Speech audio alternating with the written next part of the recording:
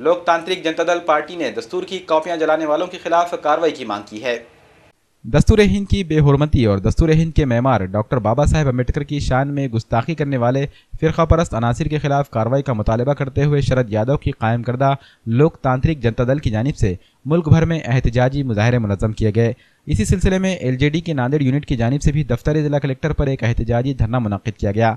मुजाहिरीन ने दस्तूर की कापियां नजर आतिश करने वाले शरपसंद अनासिर के खिलाफ और उन अनासिर की दरपर्दा हौसला अफजाई करने वाली फिरका परस्त पार्टियों व हुकूमतों के खिलाफ जबरदस्त नारेबाजी की। LJP के एक नुमाइंदा वफ्द ने जिला कलेक्टर से मुलाकात करके एक मेमोरेंडम हवाले किया और शरपसंद अनासिर के खिलाफ सख्त कार्रवाई करके इन्हें केफर किरदार तक पहुँचाने का मुतालबा किया। मेमोरेंडम में इस बात का भी मुतालबा किया गया कि मुस्तकबिल में इस किस्म के वाक़यात की रोकथाम के लिए ठोस इक़दाम किए जाएँ।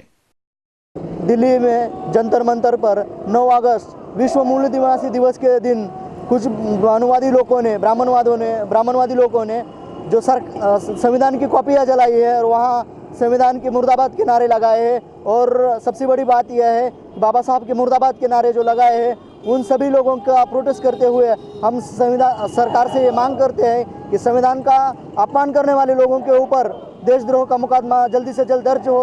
अगर सरकार उनके ऊपर देशद्रोह का मुकदमा नहीं दर्ज करती है तो आने वाले समय में हम इससे तीव्र और उग्र आंदोलन करते हैं। इसके जो परिणाम होंगे वो सरकार इसके लिए खुद जिम्मेदार होगी।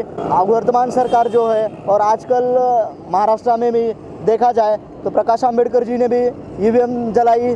उसके बाद में जो बामसेब के राष्ट्रीय अध्यक्ष है माननीय और वामन मेश्राम जी वो EVM को लेकर पूरे देश भर में अभियान चला रहे हैं कि EVM की वजह से क्या होता है कि EVM की वजह से वोटों की चोरी की जा सकती है। क्योंकि 8 अक्टूबर 2013 का सुप्रीम कोर्ट का एक जजमेंट है और उस सुप्रीम कोर्ट के जजमेंट में सुप्रीम कोर्ट ने ऐसा कहा है कि EVM के द्वारा निष्पक्ष और पारदर्शी चुनाव नहीं हो सकता है।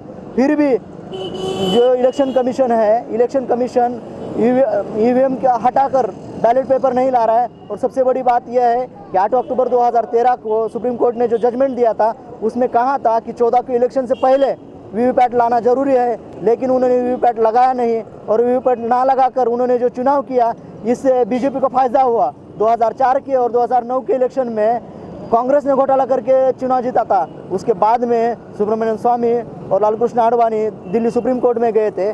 उसके खिलाफ मामला जाने की वजह से उन्होंने क्या किया, उन्होंने कहा कि EVM के द्वारा जो अगर निष्पक्ष और पारदर्शी निवडणूक नहीं होती है, चुनाव नहीं होता है तो हम क्या करेंगे, वीवीपैट लागू करेंगे। लेकिन 2014 में उन्होंने 0.32% जगह पर वीवीपैट लागू किया, वीवीपैट लगाया और वो भी वीवीपैट अरुणाचल प्रदेश, हिमाचल और नॉर्थ ईस्ट के जो साउथ ईस्टर्न के स्टेट है वहाँ पर लगाया कि यहाँ के बाकी स्टेट के बाकी देश में बाकी लोगों को पता ही ना चले।